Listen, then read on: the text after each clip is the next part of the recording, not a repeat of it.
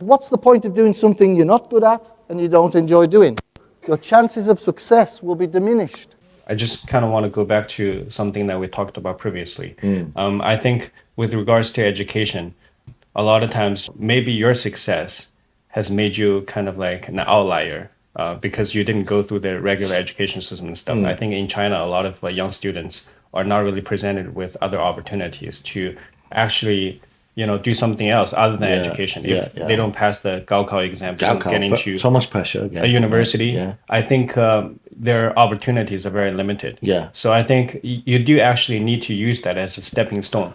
But at the same time, I feel like you need to strike a balance. And you need to be aware that not everything that we're learning in school is useful. And so we need to acquire other skills, such as social skills, communication skills, as well as people skills in general, to be able to build relationships with other people, right? One of your successes actually came from being able to build relationships with other people. Let's stick on the education. I think education is important, but I don't think it's so important that kids should stress and think they need to end their lives because of exam pressure. And that goes on throughout the world. That is wrong. Any pressure placed on a young person, any person that makes them feel this is too much for me, I need to end it, is wrong. So as parents and schools and educators, we need to look at how we place pressure on young people. Education is important, but it's not the be all and end all, right?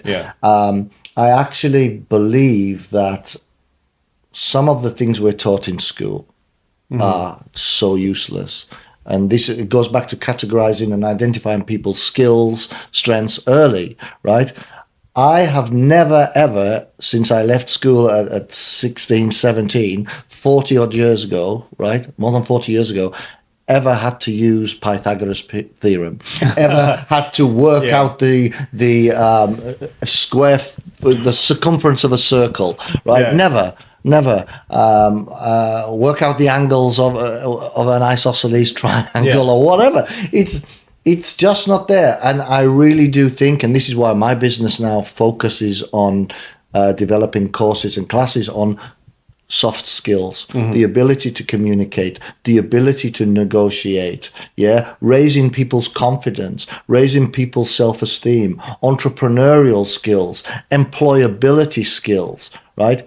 Because we still need people who want to do jobs, who want to work. I don't. I want to build a business and help people create businesses, which is different from working.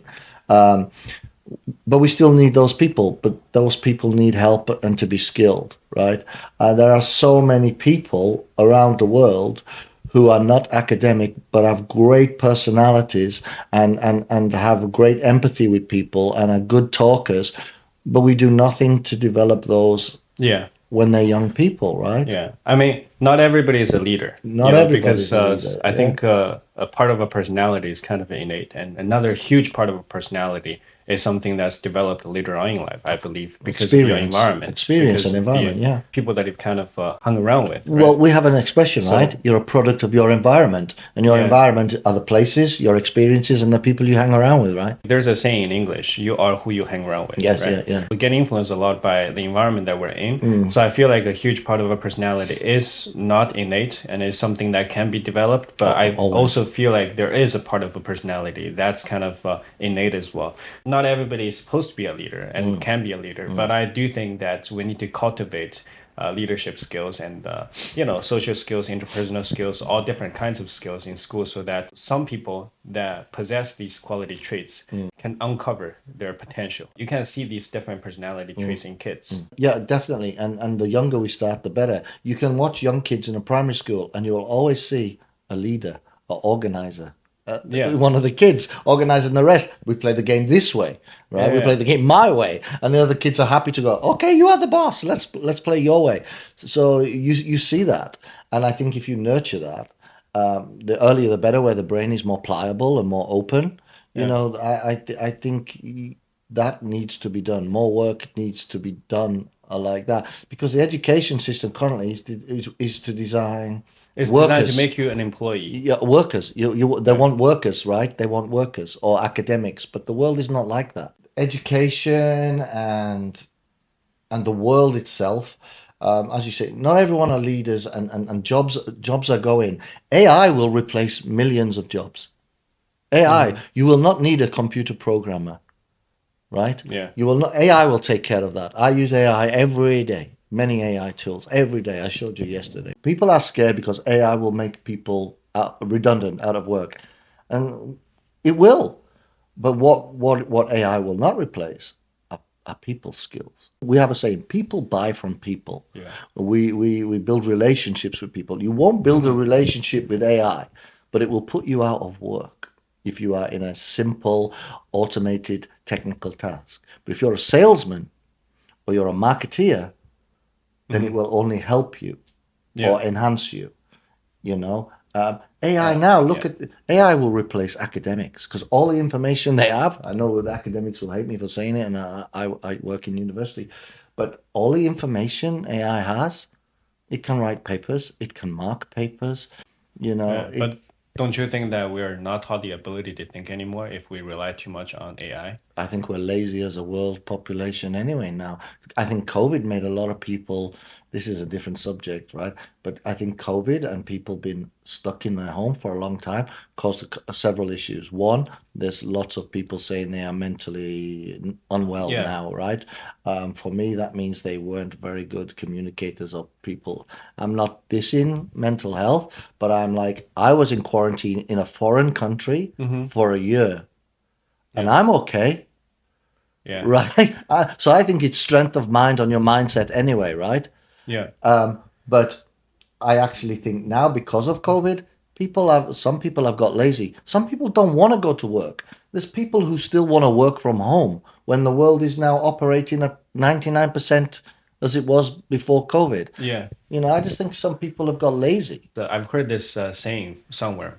If you give like a $50 to a homeless person, a person with an entrepreneurial mindset is going to be able to turn that money into lots of money. So if you give $100 to somebody wealthy, that person is able to turn that into, for example, $10,000 or $1,000, right?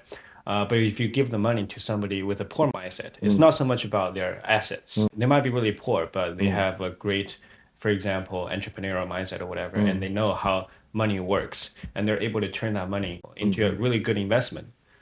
So it really comes down to your mentality, your mindset. A lot of times, it's kind of relevant to what we were talking about as well when it comes to education, because we're not taught to think in a way that helps us achieve certain goals in life, but rather to work for somebody else, or we're not taught to manage our money, which is a really important skill as well. And we're not taught, for example, soft skills like how to interact with one another, how to build a relationship, successful relationship with one another.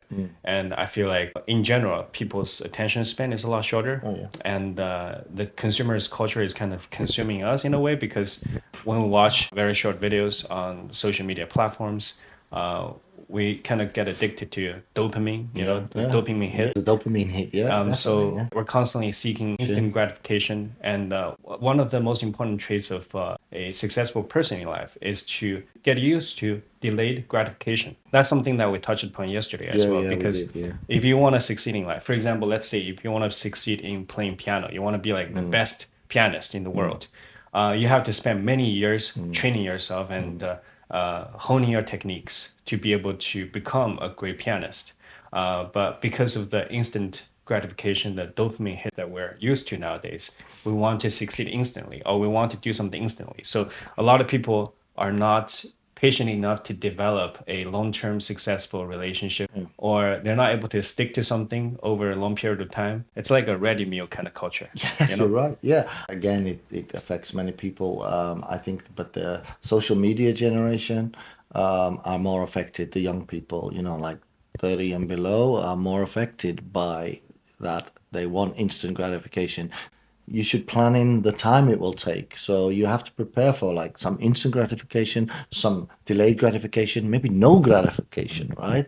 So I think we do live in that kind of world, and I think younger people more than me and I operate in the social media world as well, but I can step in and step out. Now with the food delivery, right? And in China, food delivery, everyone with a moped is a food delivery driver or a parcel delivery. We can order our goods on Taobao or Amazon, and it's there the next day.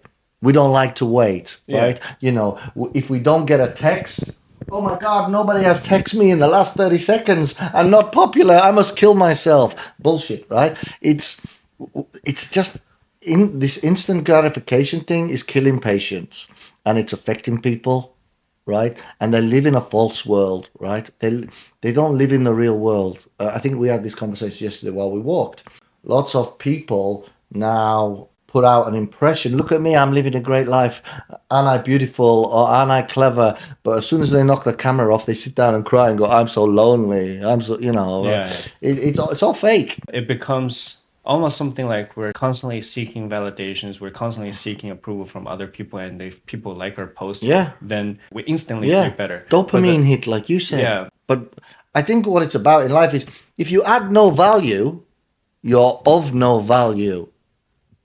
Yeah. That might be quite a hard statement. I think we are here to help ourselves and others. I really do. I didn't think that as a young man. I just chased the money, right?